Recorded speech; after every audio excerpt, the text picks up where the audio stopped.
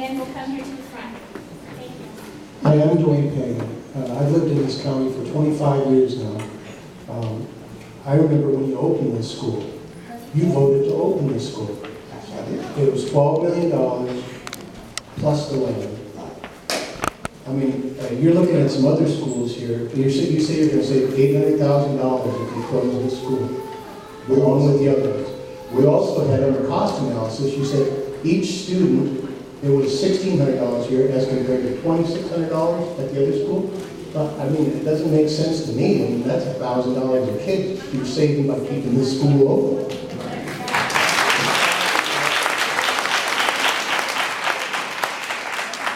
I'm simply showing you the differences and what it costs depending on the size of the school. Have you looked at the technology in this school? You go over to Brooks and Tyrone, look at the technology there, and then come back and look at this school. It's day and night. I know it's makes me mad. It's hard.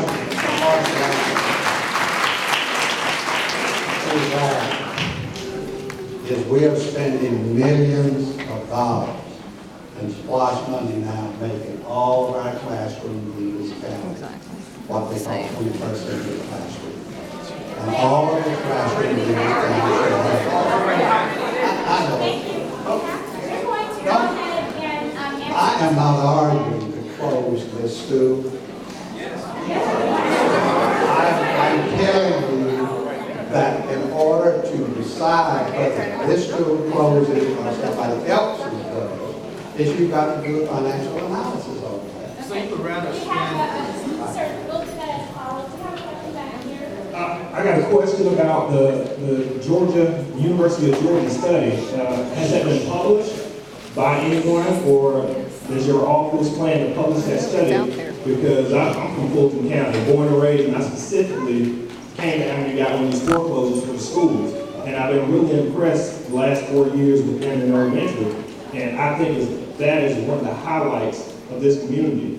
And I am definitely paying a premium living in Fayette County, and it's very inconvenient for me not being near any highway. And the only reason I'm here is for my daughter to go to school at schools like this.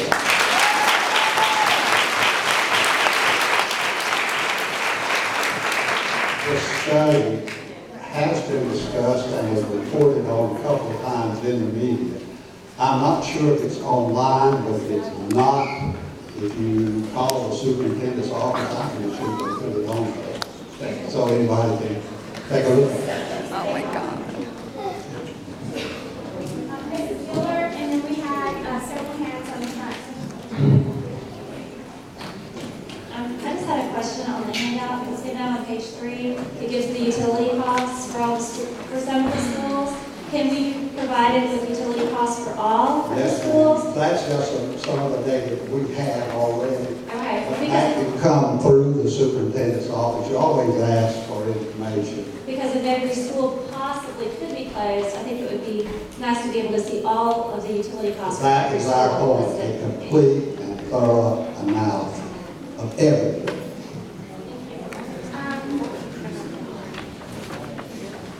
I'll let you do that. Yes, sir. My name is Octavia Montgomery. I Octavia, chose about 3 years ago to move to Fayette County. I researched the school and found that Inman was one of the best schools that Fayette County offers.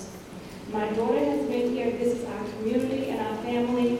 And I have heard the young man here say, you made the reference to there were overhead costs of $2,000 per student and then only $1,000. So you're saving $1,000 per head of these babies that we have here in our community.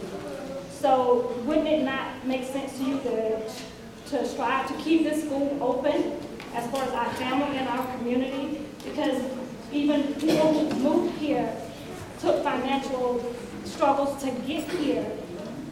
There's no reason for us to really stay here, or at least for me, I can't speak for the rest, to stay in Fayette County because I moved here for Inman.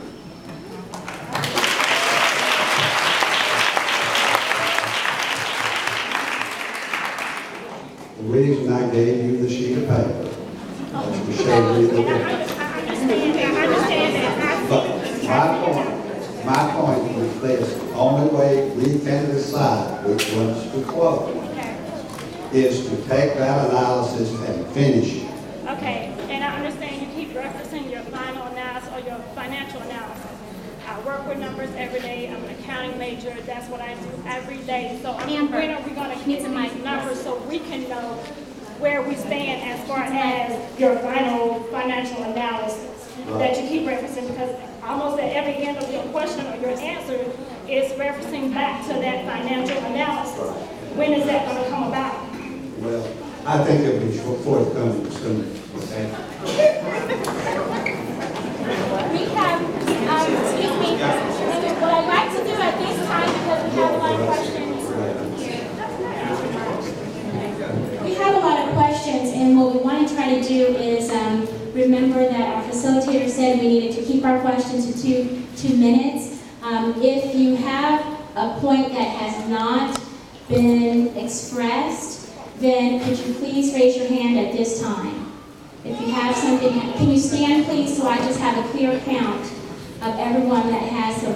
Okay, thank you. What I'm going to ask you to do is everyone who has a mic, if you can please move next to that individual that has a question clearly that has not been expressed. And I'll start with this group here. Good evening. The question, I guess, goes to financial as well. Will the fact that a school is in a Title I status, meaning more federal government money, does that affect the ultimate decision? Does that factor in? And if it does, how much does it factor in?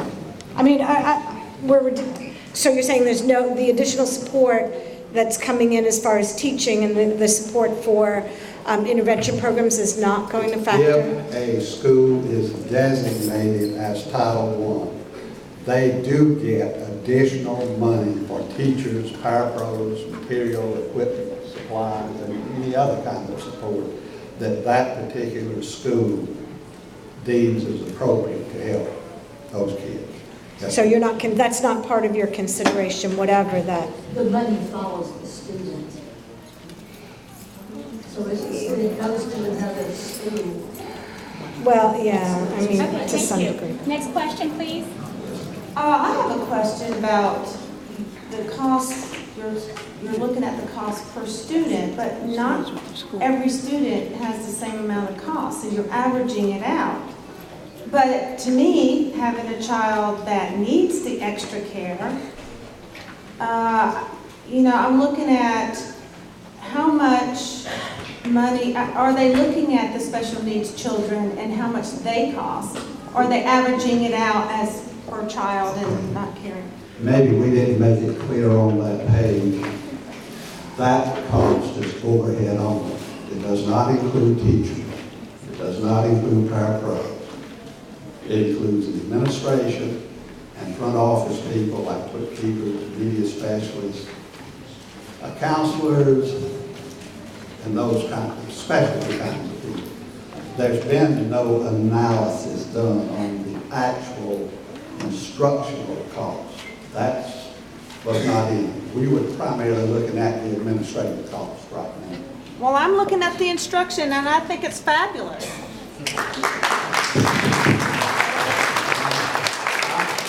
My point to you is we did not have time, the two of us, that's not our job, to do the instructional part.